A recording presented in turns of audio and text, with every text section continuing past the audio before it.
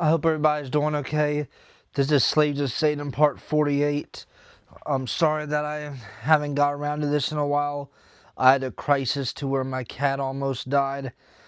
And just going through all of that took a lot of physical energy out of me because, as you know, I'm not in good health to begin with. But thankfully, everything is all right. And I'm filming this on the day of Pentecost. I hope that you gave some reverence to the Lord because of it, but if not, he forgives you. Now I want to get on to this, because it's somebody that not many people really heard of, but still has a very important part in the corruption, specifically the pharmakeia, with hashish specifically. So, let's do 1 second.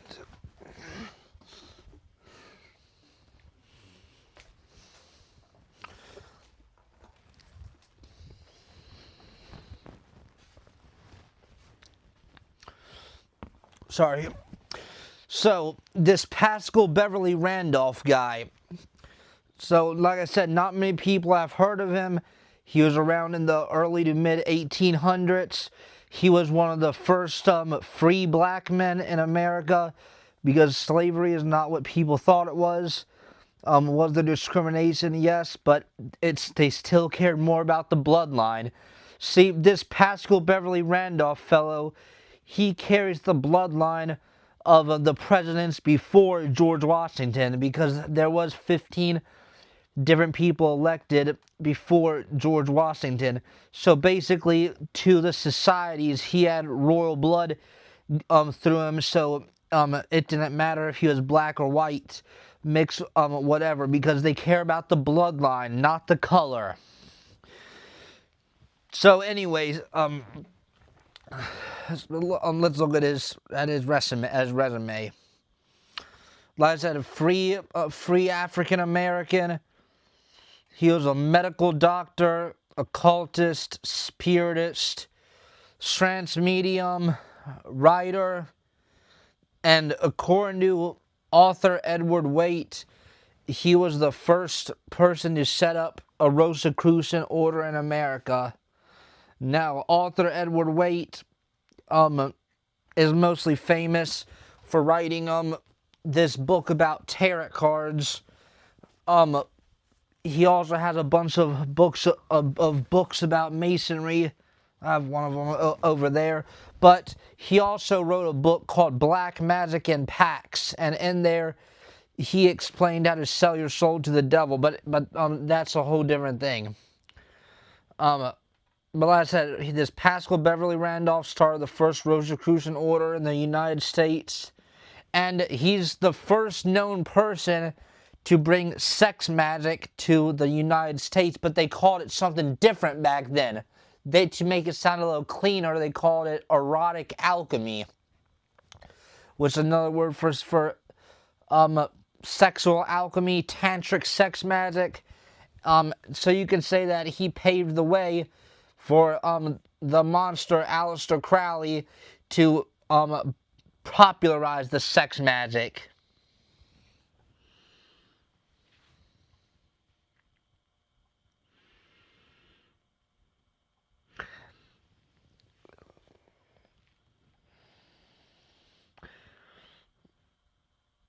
And like I said, he shares the bloodline of basically all the presidents before George Washington. I believe it's William Randolph of Roanoke that he was related to. I'll put it up there. Now, of course, a Kabbalist, a Hermeticist. Now, as a teen, he traveled to study mysticism and folk magic. And folk magic is kind of like practical magic. If somebody is like a love spell or glamour magic, money, stuff like that. So low magic is what it would be considered. He wrote over 50 books about magic and medicine. He was a promoter of birth control. Interesting. Now that's something that you see with all of these sorcerers from the past. Once the mid 1800s hit, and you had people like him, Annie Besant, and a lot of other theosophists, you started seeing this birth control thing start going. And then the birth control eventually birthed into abortion. Now this is what's important that I want to focus on. So he was one of the first known importers of hashish. Now hashish is pretty much the strongest form of marijuana that there is. It's not extremely available anymore, at least not to regular people. Now this hashish thing goes back to Hassan-i Sabbah, who was a Muslim leader and had a sect called the Hasidim, which is how we get the word assassin. And he would drug people with hashish when he met them, and then they would sign up and commit jihad for him. But see, the reason that these occultists want to push the hashish is because it puts you into an altered state of consciousness, which makes it easier for them to communicate with these demons and false gods and all that. Now, founded the Fraternitist Rosicrucian Supreme Grand Commander in 1858. First Lodge in 1671. And Pascal's sex magic also inspired the Hermetic Brotherhood of Luxor.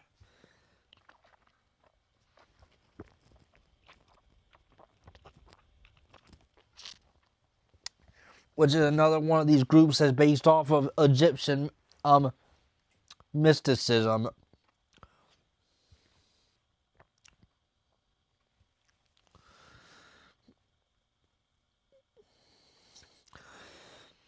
Now we get into his blasphemy. He claimed that God was a man and a woman, and he did not believe in an earthly gender. See, because all this stuff about different genders and switching sexes, sex changes, transgenderism, it goes back a lot further than like this new liberal stuff that's being pushed. And it's because Satan is very big on confusion, and then his people push it. And don't feel like these people, just because they did not do anything like known that was atrocious like some of the other people, think how many people he corrupted in the future because of this hashish thing.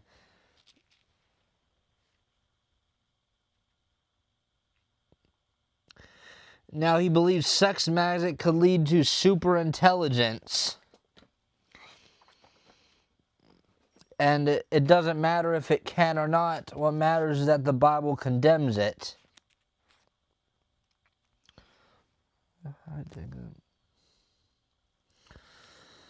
Now he believed our bodies was filled with electrical currents, not blood and saliva. Well, we are filled with blood and saliva, but I would agree with him that there is definitely some type of electric current going through our body. He did believe in magnetism, which I do too.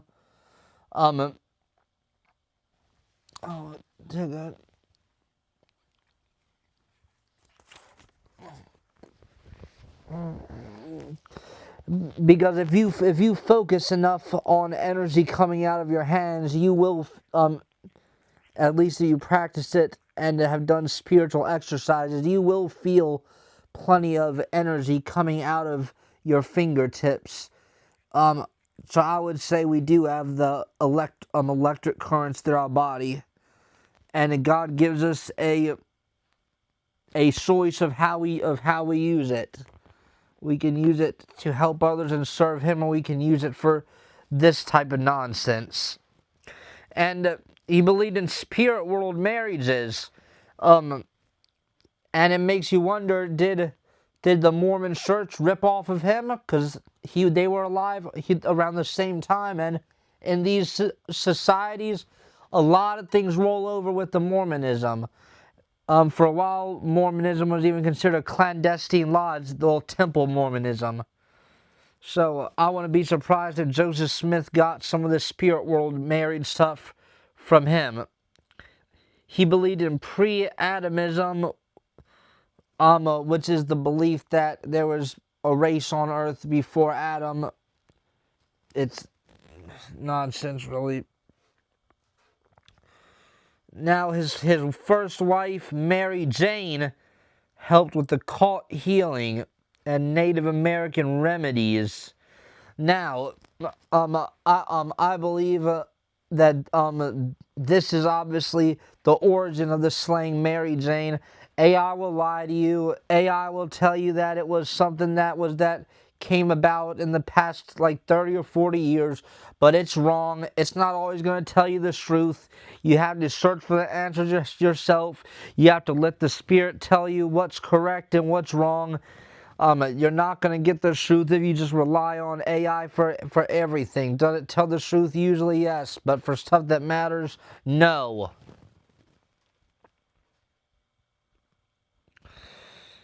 Now, his second wife, Kate Colson, was a medium and a seer. Then he had a suspicious death in 1875, and it was ruled a suicide by the police.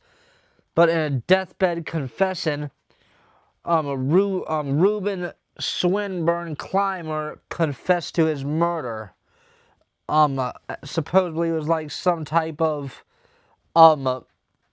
dispute over a woman or something. And I guess that's kind of unfortunately a suitable end for him. He spent his life pushing sex and hashish. So whatever happens to these people, they had it coming their entire life. Now, Randolph influenced the Theosophical Society, which, when Madame Blavatsky started the Theosophical Society, is when everything started to go downhill. Theosophy started rolling over and overlapping into Freemasonry. Then later you had Thelemite stuff get rolled over. You see, like Masonry is like a bottomless abyss that people just pour every type of doctrinal nonsense from different religions into it, and then you just go in there and just a bunch of buffet of wickedness, and you're linked to all these sorcerers from the past that bow down to that altar on the Masonic lodge and pledge themselves to the god of the lodge, which is Lucifer, the so-called great architect of the universe. Now, he also taught affectional alchemy because he tries to mask it like it's not what it is. Clairvoyant, magical mirror gazing. Now I'm going to spend a little bit of time on that.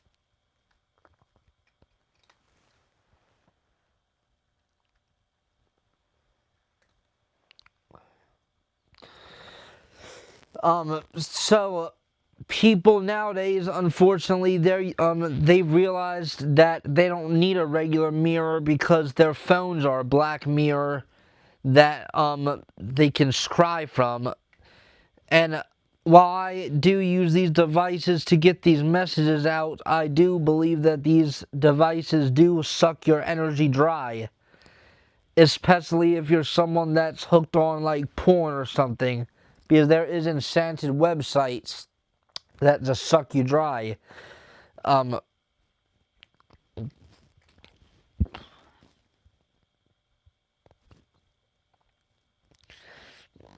Now, founded the Brotherhood of Euless, use hash for states. Because, like I said, they're all about this altered state of consciousness. because when you do very psychotropic drugs like that, you start blending in with the spirit world a little bit, and then you're able to feel and see things that you typically wouldn't, and that's when the great deception starts.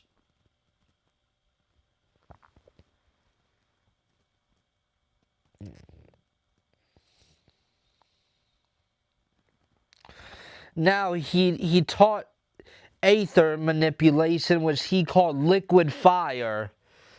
And I believe in the aether manipulation. I do believe that there is um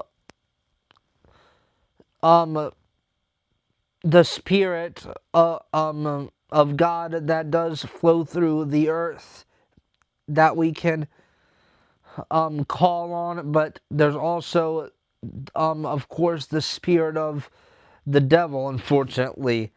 And there's certain things that God does not want his people to do. That's why you don't really see Christians doing unbelievable stuff. But we can use the spirit of the energy that the Holy Spirit has put on this planet for us, for good. Um like for example, in my own spiritual exercises, I've completely learned um how to how to let the energy that God has put on this earth flow into me. And pretty much I can feel the sparks coming off of my fingertips at any time. But that's a whole nother topic. Now, this interplanetary spirit communication. So, like I've said before, the planets are not something that you can land on. What they are is wandering stars. The Book of Enoch talks about how how these wandering stars are punished by God. What they're doing when they call upon the spirit of these planets is they're calling upon evil spirits, specifically Saturn. That's the one they like the most. But believe me, they're still calling on all the other ones, and the worst of the worst are using Transuguthian magic from doing horrible things to kids, and they're using this magic to try to take it to transplutonium, meaning magic beyond Pluto, because they believe once you get past that in the cosmos, they believe that there's higher beings other than God or the devil. It's a horrible lie. People are buying it. All these people from the past pushed it, and now people are creating even worse systems. And that's pretty much all I have. I do want to get into more about how this hashish was used for complete sorcery. When you go to Revelation, um, sorcery translates into pharmakeia, um, which is basically psychotropic drugs that put you in an altered state of mind or some type of trance. Um, that's pretty much all I have right now. Hope you have a good rest of the day.